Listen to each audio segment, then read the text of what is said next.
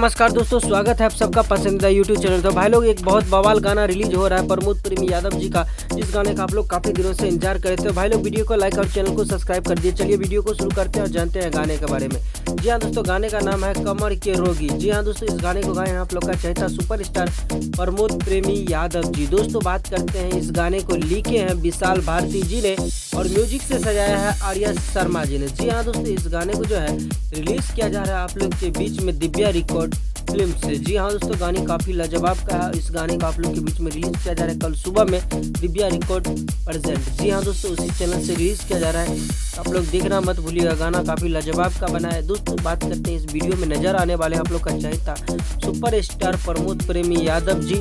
और दोस्तों, बात करते हैं और फीमेल एक्ट्रेस नजर आ रहे हैं ऋतु चौहान। जी हाँ दोस्तों, आप लोग को पता होगा ऋतु चौहान इन दिनों काफ़ी वायरल चल रहा है, तो अभी उन्हीं को लिया जा रहा है गाने में कहा ज़्यादातर। और बवाल लेवल का गाना बना है ऋतु चौहान और प्रमोद प्रेमी यादव जी का। इस गाने का नाम है कमर का रोगी। आप लोग जब ये गाना आएगा तो आप लोग जरूर देखिए, काफ़ी मज़ेदार का गाना बना है। तो आज का वीडियो में गाइस इतना ही था। मिलते हैं कोई अपडेट के साथ में, तब तक के लिए अपना ख्याल रखिएगा और देखते रहिएगा भोजपुरी चिप। धन्यवाद दोस्तों।